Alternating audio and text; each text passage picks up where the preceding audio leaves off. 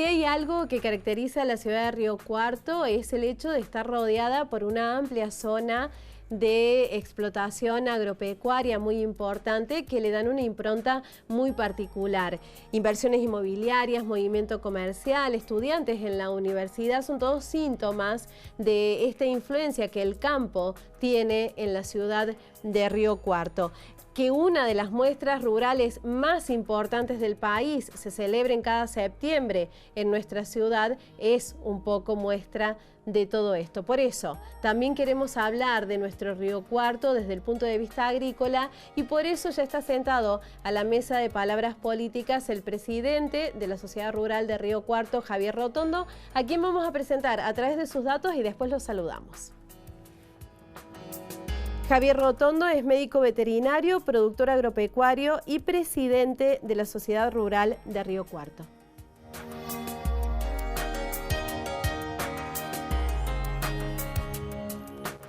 Ahora sí le damos la bienvenida. Javier, muchas gracias por estar acá. Gracias, Susana.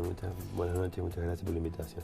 Y en un momento de inflexión muy importante porque se están preparando para un reclamo generalizado en todo el país por parte del campo. De Río Cuarto se van a Villa María. Así es, una jornada nacional de protesta, así se dio a llamar, bajo el lema No maten el campo.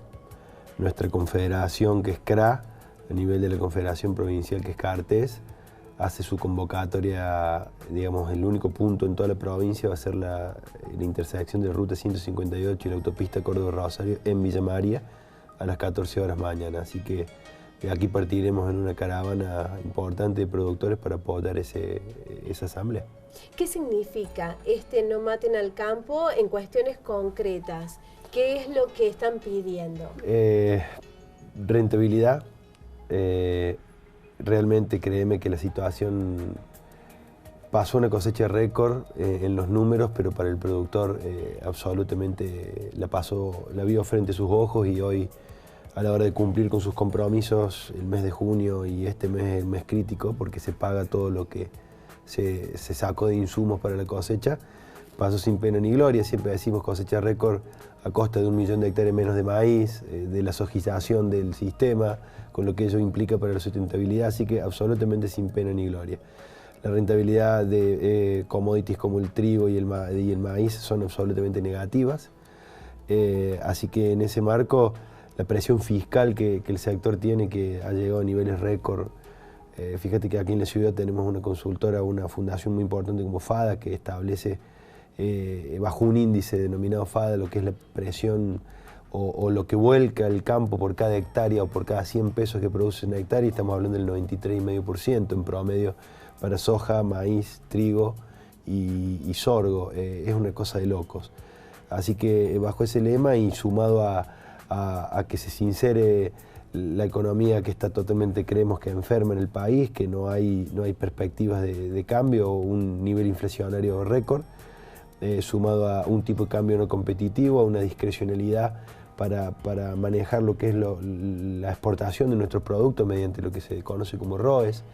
En fin, una situación que venimos anunciando hace mucho, que hace que hoy el país esté viviendo una situación de necesidad de divisas para fomentar ciertas situaciones como las que ya te nombré, totalmente fuera de lógica, como es la inflación y demás, que hace que el sector sea tomado como un sector extractivo para hacerse de caja. Y hoy hay problemas serios. Vos fíjate, no solamente el campo es lo que te nombré, sino hay economías regionales como lo que es la pera, la manzana en el Alto Valle Río Negro, que han quedado 200 millones de peras y manzanas tiradas porque no se pueden, es más caro la persona que las cosecha que lo que vale el cajón. O sea, ni hablar de la uva en Mendoza, el tabaco en lo que es Tucumán y Salta. O sea, problemas de las economías regionales que son un emblema para cada una de las provincias y que mueven netamente la economía de esas regiones, están seriamente afectadas. O sea, en todo ese marco creemos que era un pedido de las bases, era un pedido del productor empezar nuevamente con acciones que lamentablemente, porque nosotros siempre decimos que el productor no es opositor a ningún gobierno, sino que lo único que hacemos es intentar producir y bajo condiciones de estabilidad. Eso es lo que hoy nos falta, ¿no?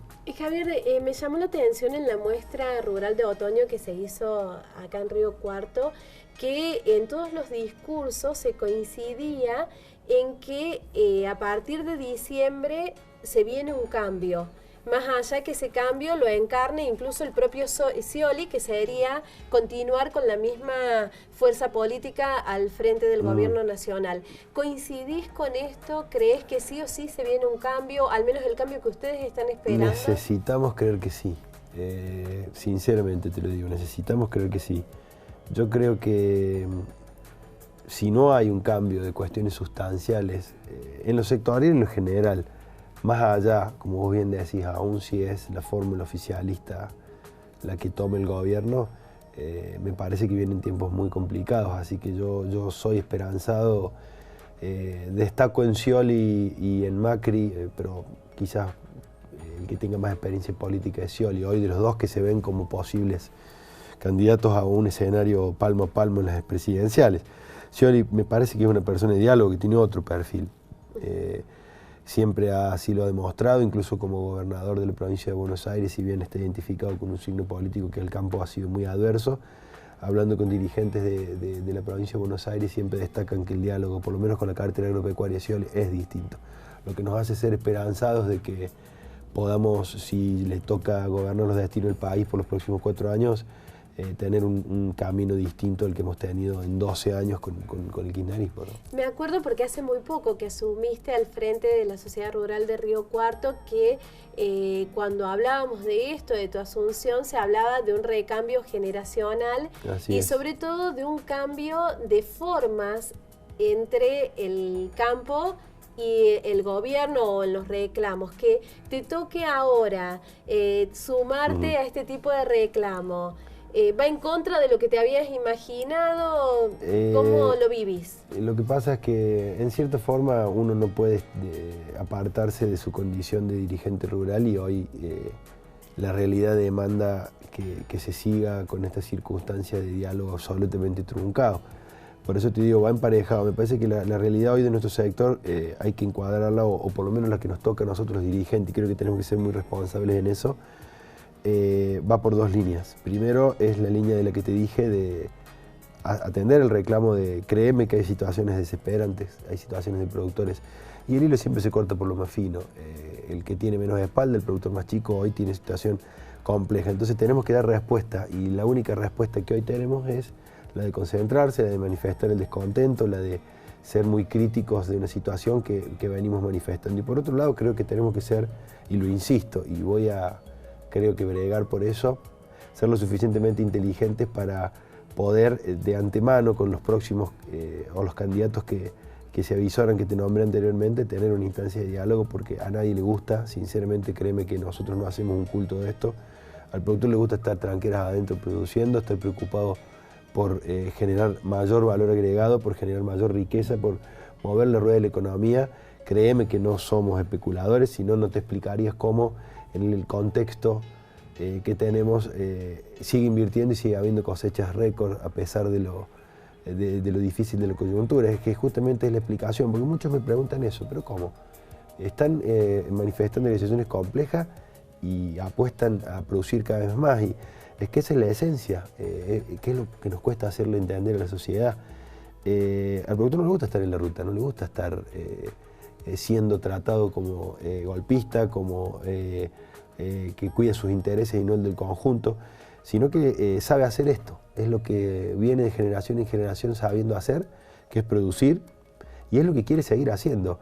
Entonces, se explica un poco esto de la cosecha récord en una expectativa en que tiene visorado hoy, sabe que es un año electoral y que puede haber un cambio, y que tiene que haber un cambio. Y por esa inercia logró llegar a lo que se logró hoy en cuanto a volúmenes de producción y no en cuanto a precio y coyuntura. Entonces, yo creo que tenemos que ser lo suficientemente inteligentes los dirigentes que venimos o los que estamos hoy en decir, bueno, basta, hasta acá llegamos. Me parece que tiene que ser superador el diálogo, que tenemos que tratar. Para que haya un diálogo tiene que haber 2 partes que cedan. Yo creo que es así. Hay que negociar. Ante una situación hemos llegado a una situación compleja, y ojo, hago una autocrítica también desde nuestras entidades y demás. Quizás han tenido ni que hablar del gobierno, posturas rígidas, y nosotros quizás también. Entonces, por ahí se ha hecho muy difícil y sabemos que en 5 meses que le queda a este gobierno no vamos a obtener el cambio. Bueno, seamos lo suficientemente inteligentes para prepararnos para lo que viene. Hay rótulos que, con los que se caracteriza generalmente a los productores de campo y que tienen que ver con esto de estar siempre quejándose de la situación que les toca vivir, incluso se los caracteriza muchas veces de amarretes, también de esta actitud que decías, atomizada, cuidar los propios intereses y no estar mirando que es una parte de todo un rompecabezas que hay que articular entre todos para que todos vayamos hacia adelante. Vos como parte de esta renovación generacional, ¿cómo lo ves a esto? ¿Cómo ves la representación en entidades más grandes que las de un lugar como Río Cuarto? ¿Crees que hay un cambio también en esto? Sí, a ver, todo cambio requiere tiempo y no se puede dar de un día para el otro. Lo que vos decís quizá para aclarar... existe, está en el imaginario. Claro que sí, y tiene una explicación muy lógica. El productor está acostumbrado a trabajar muy solo. Es una actividad muy solitaria, es una actividad en la que el fruto del esfuerzo, y créeme que inversiones que requieren mucho, pero mucho capital, de golpe y porrazo se ven desvanecidas por una piedra, se ven desvanecidas por algún fenómeno climático, una helada, en fin. Entonces hace como una coraza que lo hace muy solitario, muy dependiente de sí mismo y como muy adverso a recibir ayuda o comprensión. Entonces en esa lógica se intenta aún más cerrarse. Y la cuestión del amarrete y demás, no te olvides que venimos de la mayoría de nosotros, que esa es la gran diferencia entre ese discurso de barricada, de oligarquía, y nosotros, el 90% de la producción agropecuaria argentina está en manos de descendientes de inmigrantes, de gente que vino en una Argentina que les dio la posibilidad, pero que venían con hambre. Entonces, esto de los piemonteses y demás, son gente que se sacrificó mucho y que de generación en generación el sacrificio y el trabajo es la mejor herencia. Y vinieron sin nada, entonces les costó mucho obtener todo lo que obtuvieron. Entonces quizá esa lógica de decir es un poco muy conservador en su pensamiento. Pero en cuanto a la renovación generacional de la dirigencia, yo creo que sí, que mira, nosotros, y lo contesto siempre con una anécdota que para nosotros es muy rica. Río Cuarto es una ciudad ya de una envergadura media importante en el país. Y tiene quizás algo que es notable y que se da en pocas ciudades del país todavía, que es tener un Consejo Económico y Social. Lo cual es, creo que es pionera en eso, junto con Buenos Aires y Rosario, creo que están en la vanguardia en el país. Son las únicas, sí, sí. Nosotros formamos parte de ese consejo, de hecho hasta el año pasado fuimos fundadores del Consejo Económico y Social. Nuestro expresidente Eduardo Baños fue vicepresidente del Consejo Económico y Social. Créeme que ha sido un aprendizaje gigantesco para nosotros. El poder sentarnos a debatir o a intercambiar ideas con sectores tan disímiles como el nuestro, como la representación gremial de CGT, CTA, representaciones del mismo kirchnerismo como la Cámpora, la Jaureche o organizaciones sociales que en el imaginario popular están en un abismo de diferencia con nosotros. Sí. Y viendo las necesidades comunes de la ciudad y la región, son más los puntos de coincidencia que disidencia. Y hemos generado instancias de diálogo muy fructíferas, hemos tenido que aprender a sentir la realidad de todos y hemos instalado temas que han sido comprendidos por todos. En esto de que hablábamos de entender cuál es el sector y la idiosincrasia del sector para con el resto de la sociedad. Fíjate que dentro de los dictámenes del Consejo Económico, uno de los más importantes y que tuvimos puntos de total acuerdo con la CGT, o sea, la parte de obrera y de los trabajadores, que es la de todos los productos primarios de que se generan en Río Cuarto, que son muchos, intentar buscar darle valor agregado, porque eso genera mano de obra, porque eso genera trabajo digno y porque eso genera arraigo. Fíjate vos cuán importante que es, y en esos puntos de encuentro creo que nosotros tenemos que ser superadores y empezar a trabajar. Lo estamos haciendo y ese es el cambio que yo manifesté en su momento con vos antes de asumir. Me parece que lo asumió la anterior gestión, las últimas 2 gestiones, desde lo social. Nosotros tenemos un trabajo silencioso desde lo social porque creemos que estamos insertos en la ciudad de Río Cuarto. Creamos un banco de alimentos de la Red Nacional de Banco de Alimentos que está en la entidad. Trabajamos diariamente con organizaciones sociales, el Padre Barbero es uno más de nuestra entidad. Por decirte infinidad, nuestra exposición todo lo que son los estacionamientos y un montón de entidades sociales que tienen necesidades muy complejas se atiende. Parte del ingreso de nuestra entrada va a parar a bomberos, a la fundación del hospital. O sea, hemos entendido que esa es la forma que empiezan a entender cuál es nuestra problemática desde los puntos en común y no desde solamente pararnos en la diferencia, en esa dicotomía campus-ciudad, que me parece que es el error grave que se ha cometido en cuanto a la política partidaria que le tocó al gobierno. Nosotros no somos opositores, sino que se nos tildó de opositores, de antipatria y demás, y fueron términos muy duros. Me parece que ese tiempo pasó y bueno, y hay que empezar a fomentar y abonar toda esta situación, ¿no? Todo esto que te digo. Javier, muchísimas gracias por estar acá con nosotros. Por supuesto que te vamos a volver a invitar para seguir hablando de todo esto, pero bueno, el tiempo acá es tirano. Muchas gracias. No, por favor, a tu disposición y muchas gracias por la invitación.